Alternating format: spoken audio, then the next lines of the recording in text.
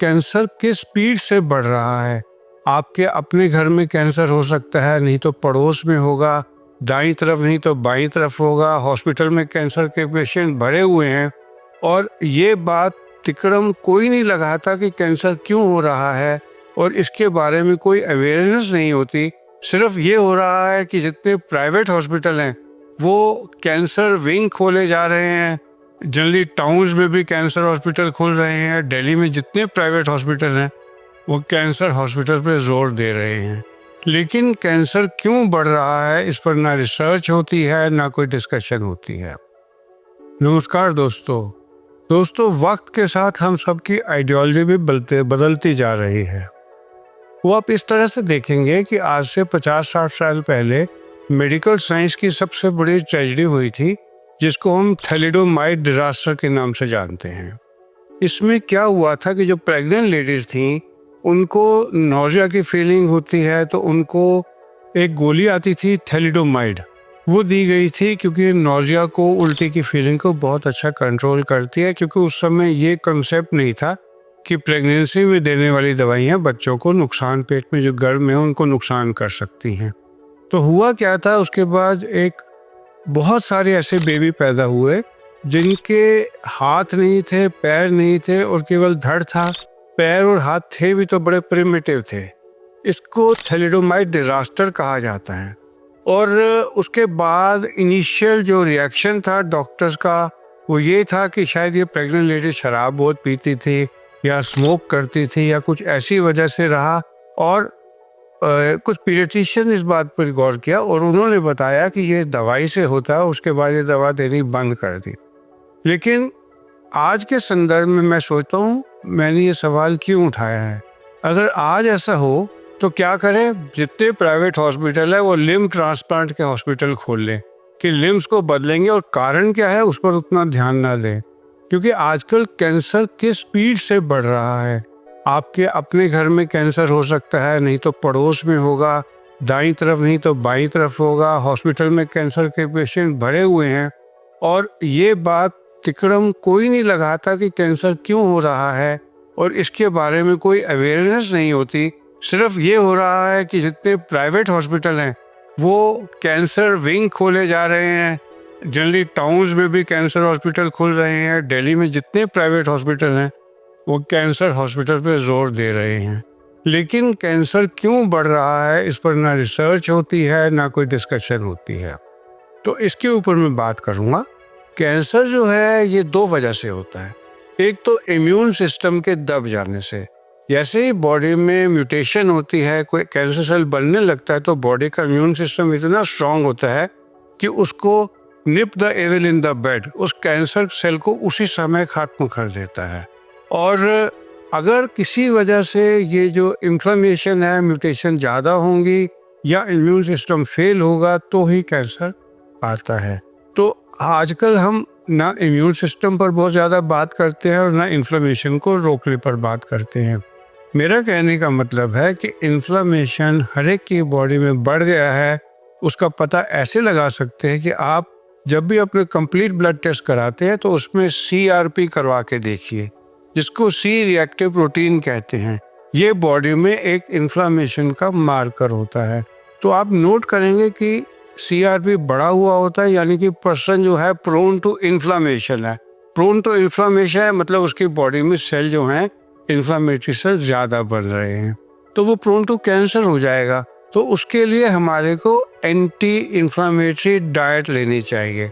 तो आजकल rather than इस बात पर जोर देने के कि एंटी इन्फ्लेमेटरी डाइट लोग लें, बात सिर्फ कैंसर के ट्रीटमेंट की हो रही है और इसके प्रिवेंशन के ऊपर बात कोई नहीं कर रहा, जिसके ऊपर मैंने ये पब्लिक अवेयरनेस के लिए वीडियो बनाना उचित समझा। और मैं चाहूँगा कि अगर आपको इससे सीखने को कुछ मिलता है तो आप इसको अपनी लाइफ में तो अपनाएं ही, अपने नियर एंड डियर में शेयर कर दीजिए। और इसकी मैं एग्जाम्पल बताता हूँ। जिस तरह जब से हम डब्बा बंद खाना खाने लगे हैं, जो उसके अंदर कीड़े मर जाएं और बैक्टीरिया आए ना, इसलिए हम उसके अंदर एक किस्म से इस तरह के केमिकल डालते हैं खाने में कि उनकी लाइफ प्रोलॉन्ग हो जाती है। इसको हम प्रिजर्वेटिव का नाम देते हैं। लेकिन प्रिजर्वेटिव एक रिफाइंड फॉर्म है ये कहने के कि उसके अंदर बैक्टीरिया मरेंगे। तो अगर आप इस तरह का प्रिजर्वेटिव खाने में डालेंगे कि खाने की लाइफ लंबी हो, तो वो बैक्टीरिया को मारेगा, तो हमारी बॉडी के सेल्स पर भी असर करेगा।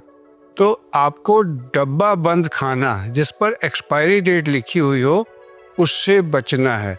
उसके बाद जो लोग कहेंगे हम नहीं खाते, हम केवल खाना खाते हैं, धो के अच्छी तरह खाते हैं, फिर भी खाने के ऊपर जो आप वेजिटेबल लेते हैं उसके ऊपर इंसेक्टिसाइड स्प्रे किया हुआ हो सकता है। ये इंसेक्टिसाइड स्प्रे अगर आपने सैलेड वगैरह अच्छी तरह नहीं धोए तो ये भी आपके आंत में खाने के साथ जाएगा और आपके इंटेस्टाइनल लाइनिंग में इन्फ्लामेशन करेगा। तो आंसर क्या है कि आप ऑर्गेनिक फूड खाएं और अच्छी तरह धुला हुआ खाना खाएं जिससे इन्फ्लामेशन ना आए। और आजकल आप नोट करेंगे कि मॉस्किटो को मारने के लिए कुछ ऐसे स्प्रे आते हैं, कुछ ऐसे केमिकल आते हैं जिनका मैं ट्रेड नेम लेना नहीं चाहूँगा, जो आप लाइट जलाकर एक प्लग करके रख देते हैं, जो हल्के हल्के फ्यूम पैदा करते रहते हैं। अगर वो जाकर लंग्स ऑफ मच्छरों पर असर करते हैं तो आपके लंग्स पर भी असर करेंगे और इन्फ्लामेशन कर सकते हैं। सबसे इम्पॉर्टेंट बात तो मैं कहना चाहूँगा आर्टिफिशियल स्वीटनर्स की। आर्टिफिशियल स्वीटनर्स जो हैं ये वो चीज़ें होती हैं जिनके अंदर शुगर तो नहीं होती लेकिन मीठे का आभास देते हैं। मैं ट्रेड नेम लेना नहीं चाहूँगा। मई 2025 में एक गाइडलाइन आई थी, 2023 में गाइडलाइन आई थी WHO वर्ल्ड हेल्थ ऑर्गेनाइजेशन के, जो वर्ल्ड की सबसे बड़ी ऑर्गेनाइजेशन है, जिन्होंने कोई 300-350 स्टडीज करके ये नोट किया था कि जो लोग आर्टिफिशियल स्वीटनर लेते हैं उनमें मोटापा ज़्यादा होता है। हाँ, वो ज़्यादा मोटे हो जाते हैं, उनमें डायबिटीज़ ज़्यादा होती है, उनमें ब्लड प्रेशर ज़्यादा होता है, और चूँकि मोटापा इट्सेल्फ 11% ज़्यादा कैंसर करता है तो उनमें कैंसर ज़्यादा होता है।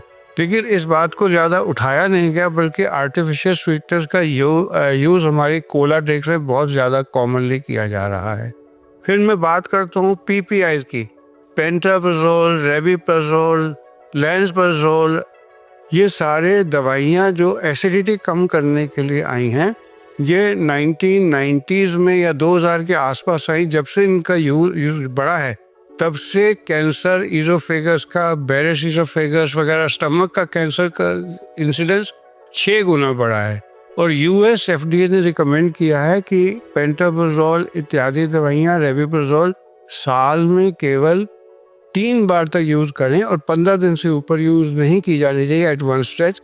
और ये सब H. पाइलोरी जैसा इन्फेक्शन इंटेस्टाइन में आ रहा हो तो आप इसको बेशक 6 हफ्ते तक डॉक्टरी राय में दे सकते हैं। लेकिन हमारे देश में तो मिठाई की तरह रोज़ सुबह खाली पेट पेंटाप्राजोल या रेबिप्राजोल खा लिया जाता है। और एक और दवाई जिसके बारे में मैं आज बात करना चाहूँगा वो है पैरासीटामोल। 4,60,000 से अधिक लोगों के कोहॉर्ट में ये देखा कि पैरासीटामोल का यूज़ करने वालों में कैंसर जो है 28% ज़्यादा बढ़ गया था। और 12.6 ईयर्स के एवरेज टाइम के अंदर लिवर कैंसर के अबाउट 627 मामलों की जान पहचान की, और उनमें देखा कि पैरासीटामोल के यूज़ करने वालों में लिवर कैंसर बहुत ज़्यादा था, 28% ज़्यादा था। तो ये मैं बताना चाहता हूँ कि ये जो मेडिसिन हैं जिनको हम बड़े आराम से ये सोचते हुए कि ये बिल्कुल सेफ है ले लेते हैं, इनको अवॉइड करना चाहिए अनटिल अनलेस इनकी आपकी बॉडी के लिए बहुत ज़्यादा ज़रूरत हो। तो अब एक और बात है शुगर की दवाई। हमारे यहाँ पे PPR गामा रिसेप्टर का यूज़ किया जाता है। ये दवाई भी इनिशियल आया था कि ये कैंसर ब्लैडर का 10-12 साल देने के बाद बढ़ा देती है, और बाद में इसको बैन करने के बाद दोबारा लाया गया और अब ये यूज़ हो रही है। मुझे आइडिया नहीं कि ये कैंसर बढ़ाती है या नहीं बढ़ाती, लेकिन इसको दोबारा यूज़ किया गया। लेकिन इनिशियल रिपोर्ट इसके साथ भी आई थी। अब टेस्टोस्टेरोन का यूज़ प्रोस्टेट का कैंसर के साथ काफ़ी ज़्यादा एसोसिएटेड है, और टेस्टोस्टेरोन कई लोग सेक्स लिबिडो बढ़ाने के लिए एक रॉन्ग प्रिस्क्रिप्शन करके ले लेते हैं। साथ में जो हमारी डाइट है जिसके अंदर एक्सेसिव फैट होता है, चीनी होती है, कम फाइबर वाले अल्ट्रा प्रोसेस फूड होते हैं, पाम ऑयल, ये सब पाम ऑयल का तो इतना ज़्यादा यूज़ होता है, और पाम ऑयल भी कई लोग कहते हैं कार्सिनोजेनिक है, कुछ रिपोर्ट्स कहती है। और हमारे घर में जो हम खाना खाते हैं उसमें लिपस्टिक से लेकर बेकरी प्रोडक्ट्स लेकर हर चीज़ में पाम ऑयल का इस्तेमाल करते हैं। और टोबैको, तंबाकू का सेवन, जितना टोबैको लिया जाता है, शराब पी जाती है, इन सब से नोन है कि कैंसर बढ़ जाता है। तो ये भी आया है कि आजकल एक्सरसाइज की कमी, एक्सरसाइज ना करना, जो लोग एक्टिव ज़्यादा होते हैं उनमें कैंसर कम होता है। एक और इम्पोर्टेंट बात आती है जो एटमॉस्फेरिक पोल्यूशन है। जो लोग सिगरेट नहीं भी पीते, दिल्ली में इतना हाई एयर क्वालिटी इंडेक्स होता है कि ये चीज़ें भी हमारे फेफड़ों में जाकर जो एल्यूलर लाइनिंग है उनमें इन्फ्लेमेशन करके कैंसर कर सकती हैं। साथ में इंडस्ट्रियल पोल्यूशन जो है ये और ज़्यादा इन चीज़ों के लिए जिम्मेवार है।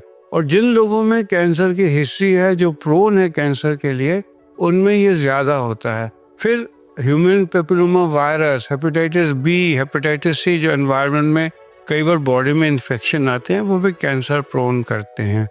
कि हेलिकोबैक्टर पाइलोराई, इससे अगर कोई अल्सर होता है और देर तक रहता है तो वो भी कैंसर कर सकते हैं। तो आपको चाहिए कि आप अपने डॉक्टर से बात करें। अगर आपका इन्फ्लेमेटरी लेवल ज़्यादा है, CRP ज़्यादा है, तो इसको आप इग्नोर ना करें।